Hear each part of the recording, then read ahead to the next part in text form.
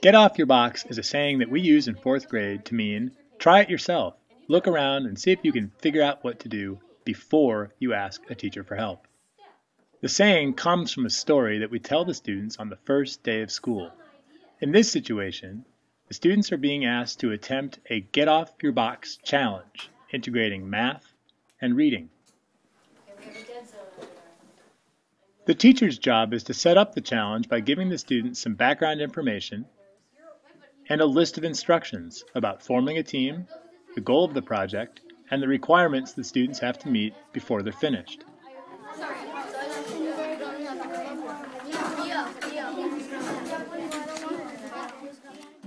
As part of the framing of the challenge, the students are told that they will need to use things that they've already learned this year in math, reading, writing, and group work in order to complete the challenge. They're encouraged to realize that everything they need to know they've already learned and practiced in classes up to this point. A 21st century curriculum needs to present students with a challenge that they haven't seen exactly in this format before, but which they have the background, tools, and confidence to complete. Is there anything in this project so far where you've had to get off your box and figure something out for yourself? Well, it was kind of hard. You had to get off your box and read the book a lot to know what happened in the story. And then we had to get off our box by getting a speller because we didn't spell. We couldn't spell as many things that we wanted to spell.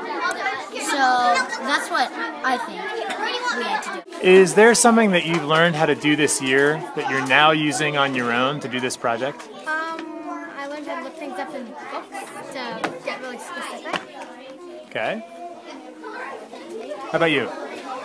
I learned how to make line segments to make the graphs. Did you learn that in a math class? Yes. Okay.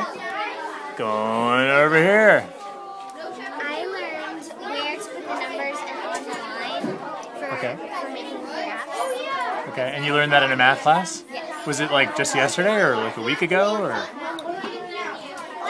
During the school year. During the school year at some point? Okay. How about you, person? How to cross the river together. Can you tell us more about what that means? Using a lot of teamwork and really compromising a lot because we were kind of disagreeing on stuff and then we were like, wait, we're crossing this river together, and then we decided to collaborate both of our ideas, so it's really helpful knowing that lesson for this project. Okay. And how about you? I learned how to make line segments in geometry to do this graph. And you're making some now on the graph? Yes. I think it's really fun so far. Wait, the graph How come? 4. So, high because points. we get to do a line graph. Your graph must be a line graph. Each high, low. Did you figure out what to do? What are we going to write right here? The directions. Well, we kind of looked up at the sheet. Yeah, we'll write pieces of code. And we erased a lot and finally got it. Okay. What do you think of it? I think it's fun. Yeah. Do you think you're going to be successful? Yeah. Yeah. How come? Well, we haven't had any arguments yet. That's pretty good. Students are using the classroom smartboard to look back at examples of line graphs they were shown at the beginning of the lesson. The teacher gave no direct instruction about line graphs, choosing instead to facilitate a discussion after showing the students some examples of what they look like. It's challenging and we like to work together as friends. And I have nothing to add. Exciting. That is good. I like it. Exciting.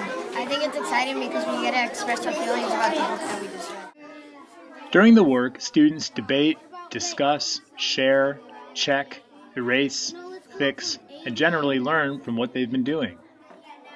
The teacher has an opportunity to authentically assess what skills the students are choosing to use. Well, we've gotten off our box by reading the whole paper and doing them one at a time. So When you say the paper and them, what are you talking about? we read this whole paper, So we read each step one at a time, and we took the step that was easiest and did it first, and then we just did them in order. So we've already done all team members' names must be on the graph. Okay, and did a teacher ever explain to you what those directions were? No. So you figured them out on your own? Yeah. So what should we do for number 3? Should I start reading number 2? Yeah. What should we do for number 3? Yeah. Or you can make that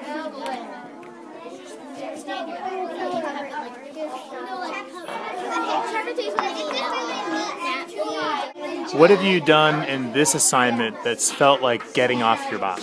Well, we had to think hard, we had to look in the book, and sometimes we had to think out of the box, like Sam was saying. Yeah, and we're not allowed to ask our teachers, so we just have to, and it's fun working with a partner, and it's And you're enjoying it? yes, it's a Can you give me an example of something where you guys had to just figure it out for yourself and you couldn't ask for help and you figured it out? Sort of, because it was sort of hard to sometimes think of different parts and sometimes know if it's right, so we just had to take our best guess and stuff, Okay.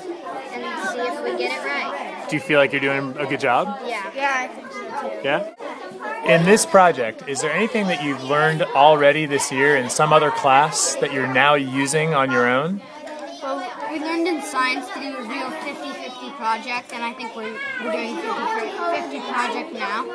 How does that work? Are you sharing the work somehow? Yeah, like some people are looking in the book to know what to write and know how like we're feeling about that chapter, and then the other person's writing it or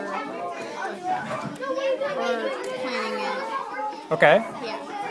How about you? What have you learned this year that you're now using in this project? We are now using group work, and we're just working together really well and helping each other out when we make mistakes. Okay. We're also doing group work because before, when we were doing our line graph, before we made a mark, we made sure that everybody agreed with the answer, and if not, we split the answer in half. Okay.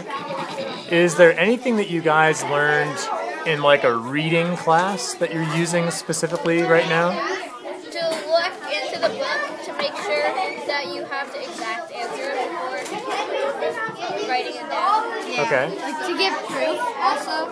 Like when we were playing some games to learn how to do that. Uh-huh. So you had to look things up to be able to prove what you thought? Yeah. What did you have to prove in this project? We had to prove what we were feeling and what was happening. Like if we got something wrong, then our whole graph would be ruined basically, or like that part would be wrong. Okay. And it would look. So you've been checking things in the book to make sure that they happen the way you remember them? Okay. Have you found out that your memory was wrong and that the book was right?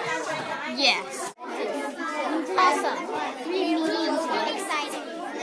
It's fun because you get to say your real feeling about the book. And it's also fun because you get to work on a mind graphic. Awesome. Exciting.